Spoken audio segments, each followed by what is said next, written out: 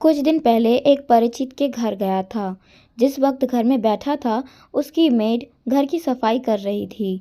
मैं dining room में बैठा था। मेरे परिचित फ़ोन पर किसी से बात कर रहे थे। उनकी पत्नी चाय बना रही थी। मेरी नज़र सामने वाले कमरे तक गई, जहाँ मेड फर्श पर पोछा लगा रही थी। अचानक मेरे कानों में आवाज़ आई, बुढ़िया, अभी ज़मीन पर पोछा लगा है, नीचे पाँव मत उतारना। मैं बार बार यही नहीं करती रहूँगी।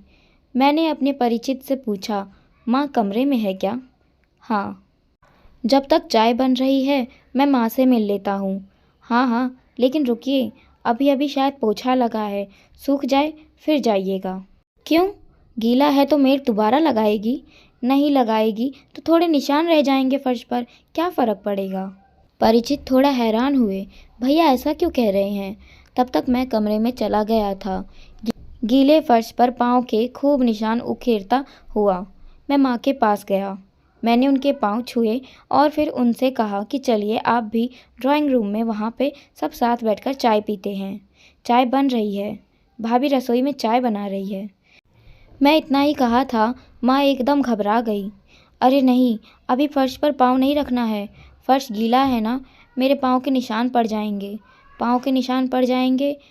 वाह, फिर तो मैं उनकी तस्वीर उतारकर बड़ा करवा कर फ्रेम में लगवाऊंगा। आप चलिए तो सही।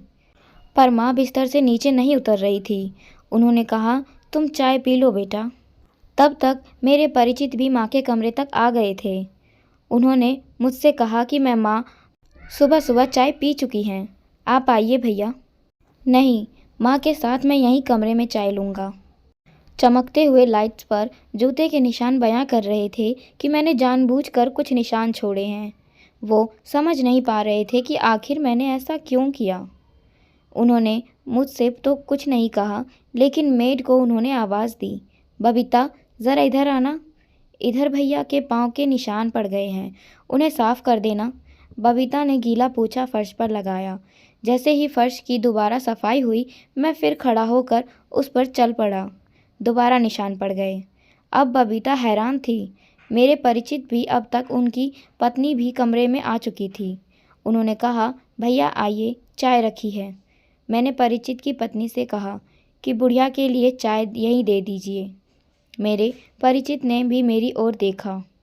मैंने कहा कि हैरान मत होइए। वो चुप थे। मैंने कहा कि मुझे ऐसा लगता है कि आप लोग माँ को प्यार से बुढ़िया बुलाते हैं। मेड भी वहीं खड़ी थी। सन्न परिचित की पत्नी वहीं खड़ी थी।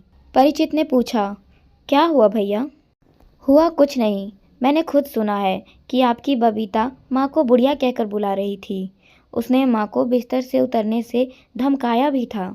यकीनन काम वाली ने माँ को बुढ़िया पहली बार नहीं कहा होगा, बल्कि वो कह भी नहीं सकती। जाहिर है आप लोग प्यार से माँ को इसी नाम से बुलाते होंगे, तभी तो उनसे कहा। पल भर के लिए धरती हिलने लगी थी।